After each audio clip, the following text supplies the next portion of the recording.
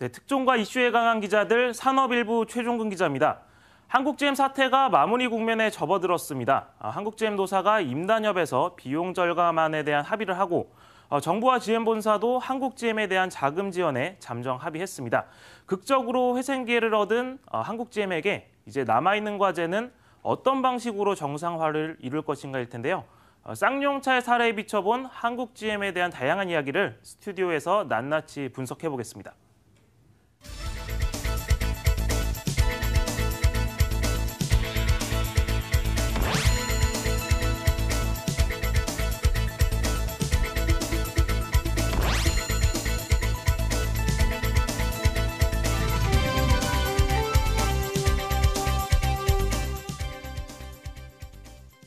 예, 한국GM과 관련해서는 저희가 이 프로그램 통해서 계속 따라가고 있는 주요한 이슈 중에 하나인데요. 이 부분에 대해서 앞으로 전망은 또 어떻게 나타나고 있는지 함께 계속 이야기를 나눠보도록 하겠습니다. 어쨌거나 회생 기회 자체는 얻게 된 거지 않습니까? 현재까지 진행 상황부터 한번 정리를 하고 전망을 한번 해보죠. 네, 일단 저희가 계속 전해드리긴 했는데 간략하게 좀 정리를 해보면 지난달 말에 이제 한국GM 노사가 임단협에 대한 합의를 이뤄냈습니다. 자구안에 대한 노사 합의가 GM과 정부의 정부 지원의 전제 조건이었는데 법정관리문턱에서 극적으로 합의를 이끌어내면서 일단 회생 기회는 얻게 됐습니다. 현재 GM 본사와 한국GM의 2대 주주인 산업은행은 한국GM 정상화를 위한 자금 지원에 이미 잠정 합의는 한 상태입니다. 사실상 뼈대를 이루는 중요 내용은 합의가 다 됐고요. 산업은행 실사가 이르면 이번 주에 마무리가 될 것으로 보이는데 실사가 끝나면 법적 구속력을 갖는 최종 확약서를 발급할 예정입니다. 그러면 얘기를 했었던 GM 본사와 산업은행 간의 어떤 자금 지원 규모나 방식은 좀 어떻게 계획이 되고 있습니까? 일단 대체적인 그 골자는 나왔습니다. 일단 GM 본사가 한국GM에 빌려준 차입금 28억 달러, 약 2조 9천억 원을 전액 출자 전환할 예정입니다. 이 조치는 이자 비용 절감과 부채 비율 개선을 위해서고요. 이게 소위 말하는 올드머니입니다. 아울러 이 자금과는 별개로 이제 뉴머니죠. GM 본사가 한국GM에 36억 달러, 우리 돈으로 3조 9천억 원을 신규 투자하기로 했습니다. 이 가운데 이제 2조 9천억 원 정도가 신규 대출이고요. 한 9천억 원 정도가 출자 전환 조건부 대출, 그리고 1천억 원이 단기 회전 대출 방식으로 이루어집니다. 지금 화면이 나가고 있네요. 그래서 2대 주주인 산업은행도 지분율 17.02%에 맞춰서 7억 5천만 달러, 우리 돈으로 한 8천억 원 이상을 투입하게 됩니다. 근데 이 투자 방식 측면에서 보면 좀 특이점이 있습니다. GM 본사가 전액 대출이죠, 보면. 대출이고 산업은행은 전액 출자로 진행이 됩니다. 이 때문에 일각에서는 조건이 좀 산업은행에 불리한 거 아니냐, 이런 좀 우려의 목소리도 나오고 있고요.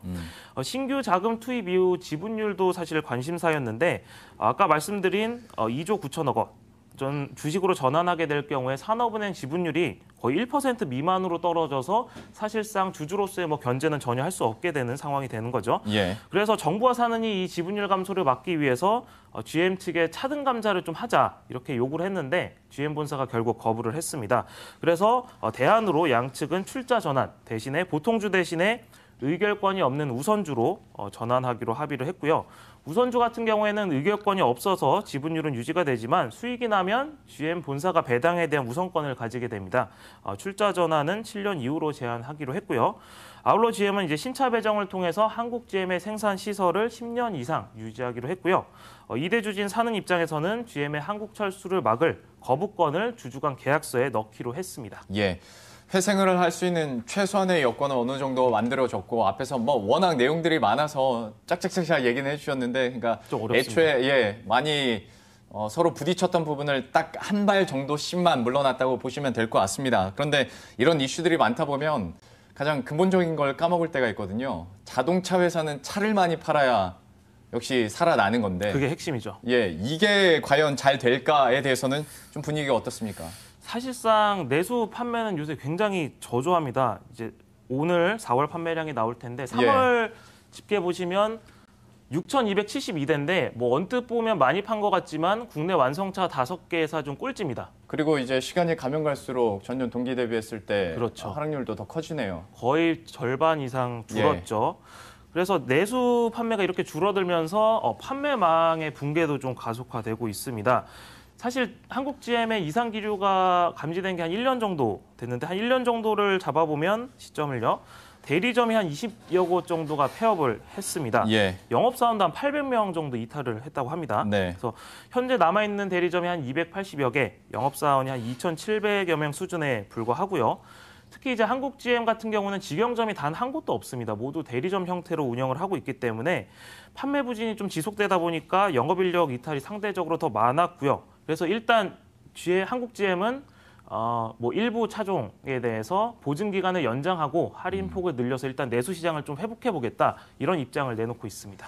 그러니까 간간히 GM 철수설이 나왔었고 지금으로부터 1년 전에 더 이런 루머성 얘기들 막 나오다 보니까 차를 사려고 고민하시는 분들은 언제 철수될지 모르는데 사기가 겁났을 거고 하다 보니까 실제로 차량 판매량도 계속 줄고 있는 건데 이 상황을 그나마 역전시킬 수 있는 요건 중에 하나가 신차 배정이 아닐까 싶습니다. 신차 배정과 관련된 내용들도 이번에 나왔었는데 구체적으로는 좀 어떻게 계획이 되고 있습니까? 사실 이번 GM과의 협상에서 가장 얘기가 많이 나오는 게 신차 배정 문제였는데 요거와는 이제 별개의 신차입니다. 그래서 일단 상반기에 한 상반기, 하반기 합쳐서 3대 정도의 신차를 내놓고 영업 정상화에 나선다는 계획이고요.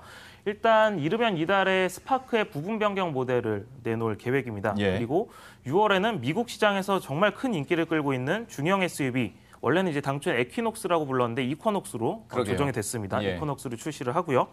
근데 이제 좀 재밌는 얘기가 한국 GM 내부에서는 스파크의 부분 변경을 먼저 낼 거냐, 이쿼녹스를 먼저 낼 거냐 좀 갑론을박이 있었다고 해요. 왜냐하면 이쿼녹스 같은 경우에는 미국에서만 지난해 한 29만 대 정도 판매된 굉장히 인기 모델이거든요. 근데 이게 문제가 한국 공장에서 만들지 않습니다. 전량 수입해서 판매가 됩니다. 그렇기 때문에 한국 GM 사태에 이게 철수 논란이 있다 보니까 좀 한국 GM 입장에서는 국산차라는 좀 상징성을 부각을 시켜야 되잖아요. 그래서 이코녹스 대신에 일단 창원 공장에서 생산되는 스파크의 페이스리프트 모델을 이달에 먼저 내놓고 한 달 후에 이코녹스를 출시하기로 했습니다. 이런 좀 속사정이 있더라고요. 또 하반기에는 이제 말리부의 부분 변경 모델을 내놓고 또 추가로 대형 SUV를 내놓는 방안도 검토를 하고 있습니다. 그리고 이 노사 간 합의에서 있었던 내용처럼 내년 말 정도에 이제 트랙스의 후속 모델, 그리고 2022년에는 완전히 새로운 크로스오버 유틸리티 CUV라고 부르는데 그 차량을 출시할 예정입니다.